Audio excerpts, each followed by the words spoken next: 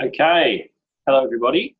This is Cameron O'Brien from the WA pricing service for Winning Edge, and I thought we'd do a preview this week. We haven't done one in a few weeks, so I thought we'd do a preview, even though we don't have a listed race. I thought it was a timely time to do another preview and show some of the people who might be new to the service what my process is of doing the form and how I go about doing this, and see if it helps you to understand why I think it works. Well, why it does work, and what the sort of logic is behind how I do come up with my prices and suggested bets and things, and give you a feel for how I go about this whole thing. So this is a race. So there, as I said, there is no listed races. So I chose this race because it looks sort of a good sort of race to do anyway. Race 4 at Ascot on Saturday. It's benchmark 62 plus worth $70,000. The first thing I do, as you can see, there's 9 runners in the field, is I map the race. Now, if we go, I've already done all that, obviously. So if we go down to here, we can see my map for the race. And there's what I think is likely to be quite a bit of pressure. Inflation should push on from barrier 6. Kelly's Callisto from barrier 8 should also push on. But then horses like Forgotten Star. Forgotten Star won't try to lead, but we'll have to drop in and might end up going back there. But all these ones all like to race fairly close to the pace. So I think the pace should be okay. Sophie's Song will take the seat in all likelihood. But these ones will have to work a little bit to get over. So I think the pace should be even. There's no just walking out of the barriers here for these horses. They will have to work a little to get over. So I'm anticipating an okay pace. I think these horses back here should get their chance as long as they don't get boxed up on the fence. If they can get runs, get out wide, whatever. As I say, I've mapped Forgotten Star on a limb there, but I think Emma Stent will probably just have to go back and get in here. There's no point sitting out there, especially if the pace is okay. She'll hover around there and then hopefully just drop in here for that horse. All right, so with that in mind, we'll go through the field and I'll explain how I went about giving each horse their mark and how that converts into a price. Okay, so Classic Pro, who's one of the leading chances in the race in the market, claiming 3 for Chloe as a party, a 3-year-old filly, and this horse has worked its way up from 96 early in its career, 97s, through here until when I do 96s and 7s like that, it tells, comfortably, like doing them repeatedly, it tells me that there's more to come, because the horses don't keep peaking right after run. It means there's a new peak to come at some point in the near future. And this filly did that last start, going 102, finding a new level when she ran second to Celebrity Dream, who's quite a nice mare. And as the video comment says, he kept coming gamely, pitting out late as the winner joined in. Now, that is a new peak, obviously, and I can't realistically say in her, 8th run in from a spell, that she's going to come out and do any more than the 102 this start. So it's all about, I could say, all right, the maximum I could see her doing is 102 if things went her way. And given she gets back, look at her settling positions here, she always gets back, and I have mapped her back again, back here. That's a query because it's hard to do that at Ascot, but with the pace on, potentially the pace on, the pace shouldn't be too slow. It should mean that it's a bit easier than normal to do it. I've given her a little bit of a penalty of 102 and end up 101.5 based on those issues, but still 101.5. Kelly's Callisto, as I said, he's racing well, got close to his top. Last start maps on pace, with pace, but he's fit. So early in his career, so he's a gelding, obviously. Early in his career, he's gone 94. I'm looking to see what his top is. He's gone 94 when he won his first run, up to 99s and 101s. So I'm thinking, well, he's got a bit more in him yet still. And then his 101s are his top so far. And then this prep, he's gone 95, 95, 95, and then 98 last start, led slow tempo, narrow keep, headed 100 box on. So he's quite near his top. I can't sort of give him much more than that because he's had 4 runs in. His 101 is his top. I can't sort of really predict him 104 because he hasn't shown that this prep that he's getting near those marks. But I can say that 101 is a possibility of giving him sort of halfway between, end up with 99.5. He maps. If he'd had an easy time in front, I might have given him more, but he maps on paces. He's one of those ones drawn wide who might end up having to work a little bit too much. And over the 1,500 metres in a slow pace, very slow pace actually last start, he couldn't quite do the job. Back 100 metres helps in that respect. We've given him 99.5. That puts him short of the job and actually makes him a $41 chance on my figures. The previous horse, $6 chance Classic Pro based on 101.5. Inflation has won his last couple and doing it in okay fashion. He went pretty well here at Pinjarra and then pretty much held it there when he sat too wide at Ascot over the 1400 metres. He's 103 horse essentially. Now he crosses, so he gets to the rail, but he may get pressure. So he's not going to get a completely easy time, but still he's going to get to the rail and lead in all likelihood, which is always a good thing at Ascot, generally a good thing at Ascot. So he's at his top, though, I think, around the 103 mark. It's a little bit off that with a little potential pressure, 102.5. Makes him an $8 chance, which is longer than he has been his last couple of runs. So, yeah, that's interesting. This might be a slightly better race than what he's been in. You know, he was in $19,000 race and a $50,000 race, and he's up into a $70,000 benchmark 62. This is a class 1 and a 1MW here. So he's up a little bit in grade and also goes up in weight, say, from last start, 55.5 to 58.5 today. But they're little negatives for him, which make it a bit harder. You know, the 103 might not quite be enough with the 58.5 kilos. Got a good rider though, Chris Parnham. Got Arnie's boy, Lucy Warwick gelding. Now, going back through it for Reece Radford last prep, it had gone 94 in his maiden. That makes me think potential 99, but then he'd gone not much good. But for those who don't understand why I say potential 99, we find on my figures that they tend to move in these 5-point levels. And actually, in fact, if you look back here, this horse did 94 in his first prep and then up to 98, essentially doing 99 as a 2-year-old. And then when he finally broke through, he did his 94. So you're thinking at some point, yeah, there's going to be a 99. And then he goes out poorly to the end of his preparation, and before he resumes for a new camp, and he goes 89, you know, resuming pretty well, and then 92, and then wins going 93. Now it was a bit of a slow run race this one. He won, and he did it, but he wasn't overly impressive.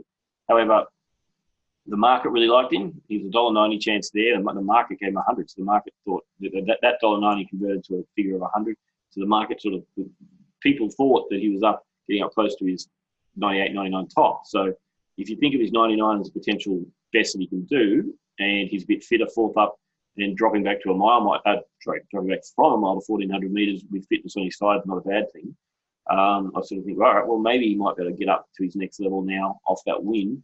And if he does, well, you know, then puts him a chance in the race. However, I've got him dropping in behind the pace here, which is a good spot. If Barry said it's not bad, with a little bit of pressure on, he'll be able to get out and get a run on. So he should get his chance. So I ended up pushing him up to 98. It still makes him a 33-1 chance, though, because he needs more than that. Given those horses before, I've given things like 102 and 101 kind of thing. Next horse, Sophie Song, who we were on back here 2 starts ago when she ran second. Good example of a horse who has potential that hasn't done it yet. When she won her maiden back here and thrashed them, Northam, she went 99, and when she does that, you think to yourself, oh, yep, she's 104 horse in the make. And then she went off it and did 96. The market had her 101 that day. Went out for a spell though, and came back going okay over the first up over the shorter trip, working up to then going here where she gets back to a 99 and did it pretty well. She was on the best ground that day though. But I'm still thinking, all right, and the market's liking her 98, 99, so I'm still thinking, all right, at this point, 104 is a possibility. And the market thought so as well. The market rating's been high. However, then, this one she's a bit not suited back, but she a bit ridden upside down there by Pike that day. When she's leading all these starts, ends up back in with a quick pace that day. And then here we were on her, and she probably had every possible chance really when 100. But Chloe has a party, just sort of didn't really ride her very vigorously in the last bit, and Rotten Star was too strong for her down the middle. I still sort of look at her and think he's still 104 horse on the make, but what's going on here? She's a bit behind the pace and was okay. I'm sort of thinking, all right, well, 104 is the max I could possibly give you, but I can't give that because she's not doing it. But then she maps really well. She maps the box seat and should get her chance. She'll get every chance really from there, as long as she can get a gap. O'Donnell, who's the rider who won on her back here, was on her last start though. Gets on her. Mind you, it was 1,200 last start. She's back to the 1,400, more suitable. I sort of pushed her up a bit, not up to 104, but up to 101.5, and she's a genuine chance in the race. It just depends which version of Sophie Song turns up on the day, which is not really what you want. You'd like to be able to really definitively nail down what they're going to do, but in her case, she's a bit more inconsistent than you'd like. Her marks are consistent, but she's not finding that 104. We'll go past the Rotten Star and come back to it in a sec. We'll just go to the last few now. Look out! I've pushed up. It's got this beautiful little. It's got 97 during its career, and then this preppy has been doing these low 90s and this 90 92 here when he went a little bit wide on the turn. He's sort of in 93s, 94s. So you can figure it with his 94s, he's somewhere between a 97 and 99 horse with these comfortable marks in the low to mid 90s. Not really doing it though either. He's pretty one pace kind of thing. So maybe he might be more suited to 1400. He maps, well, yeah, he's 3 back the rail. I just need a little bit of luck, but the even pace should be okay just as long as he gets split. I've pushed him up to 97.5. It still makes him 25.22. Megazone, last start winner who showed some ability, but really appreciate a really solid pace that day where he won. He's done his 93s, and that was his maiden. So maiden 96 makes me think potential 101, but it was really suited Megazone that day. He sat back off the pace, and this thing went nuts in front, and he picked the rider did really well. Jade McNaught, she picked her way through the field, and the horse was strong through the straight, and then he might have just watching it, he might have just peaked on the line, which makes me worry about his ability to do 101 at this stage. But he will like 1400 metres and probably get further down the track. He's not there yet though, and I couldn't get him up 101, but I could have got him up a little bit further at 98.5. Now he's another one who's off the pace, but I would assume they'd be looking to get away from the rail there and be getting some sort of trail and pushing out and running on. And then again, and even at least pace should help. Kate Whitten, not as good as Jade McNaught. War Class, is just no real hope for mine. It won its maiden last start, but it rated low, 85, slow time, slow pace, slow sectionals, and it needs a lot more. I mean, I've bumped it up to 93, which is a 4-length improvement. It's pretty generous, 200 to 1. So you can leave me out of War Class, just needs too much. So we'll go back to the runner I hadn't done, skip past here in Forgotten Star. Matthews and Emma Stent. Now, this is a horse who beat Sophie's Song back here. You should see there the winner has Forgotten Star. So this run here back on the 25th of April, where Sophie's Song railed up and did 100. Forgotten Star was the horse who beat her, and Forgotten Star, she did 101. Now, looking here, so early on in her career, she broke her maiden at Northern there, and what the comments is run on strongly from back. So she was settled 7th. The pace was slow, so she's won. That 1.024 indicates a slow pace. 1.0 would be an even pace, and less than 1 would be better than even pace. So she's won from a slow pace with Emma Stent on, has been on every start. Coming from back against a slow pace, it's a nice sign when they can do that, because it means that they're outpacing their rivals from a bad spot. And then she went to a spell, came back. She did it, as I wrote over here, she did an average trial, but then some horses do that, they trial poorly. And then she came and won first up. 1200 metres is not her go, 1400 metres is more her go for sure, and probably further down the track as well. And then here in 94, coming back and then up to the 101 when she won the race. It was a really nice ride by Stent that day. She got her into the 1-1, you can see here in 4th spot. The pace was slow, but she hooked out to the middle and she maintained a strong 1-pace run, got the star and found the line well. There's no way in the world I can say that's a peak at her only her 4th run. The obvious thing is to suggest she might be 104 horse if these 94, 94, up to 101, up to 104. So that's what you're sort of looking at as potential for this prep. So if everything were perfect today, I'd be keen to give her 104. 1400 metres is, a trip that she already had no problems with, and down the track, as I say, I think she'll get further.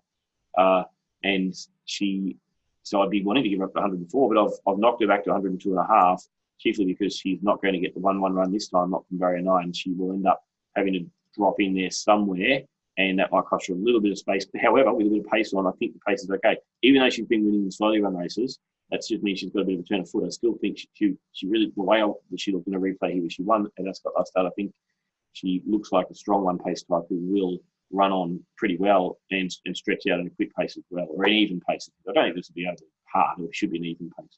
I've got her 102.5, makes her 2 already top pick. She's in with 54 kilos. An interesting thing to note is she goes from 56.5, where she won, down to 54, no rider change, but she goes down 2.5 kilos in the weights, beating Sophie's Song by half length. Sophie's Song from that day goes down only a half kilo for being beat. She got 57, 56.5. So Forgotten Star beat Sophie's Song and meets her 2 kilos better at the effective weights. And you can very easily argue that Forgotten Star has upside where Sophie's Song may not, even though I think Sophie's Song's 104 horse. I mean, she's now had 7 runs into the spell. So then the upside in reality from a fitness point of view is with Forgotten Star. Her run 102.5 makes her marks comparable to what I've given, say, Classic Pro. Classic Pro has to give her weight though as well, 56 even with the claim for Pro as a party. And The other one, inflation, we're going 102.5. Inflation for 58.5. So I've given them the same mark, but Forgotten Star's got 4.5 kilos less. So that's why, in the end, my market has it thusly. Forgotten Star top pick rated 280. Classic Pro 630 second pick. Sophie's Song 690 third. Inflation Megazone and so on. In the real market, Forgotten Star's currently about a $4.40 to $4.60 chance, and is absolutely a bet for mine. At that price, I've got a 2.4 points clear on top, which is 1.25 lengths, near enough to 1.25 lengths. And I think at 460, we just got to hope that Emma Stent can do the right thing, get the right run, drop in, pace even, hopefully, and pull out the middle and just, with the weight pull she's got, just run over the top of them. It's a nice little race. I'm glad I chose this one to do. So it's good, shows you sort of how the ratings work and how they line up comparatively and such. And Forgotten Star is going to be a bet. So get involved, and thanks for listening. I hope I didn't go too long-windedly here, and tune in at 4:24 on Saturday Eastern Standard Time for this race, and hopefully get the cash with Forgotten Star. Thanks, everyone. Have a good night.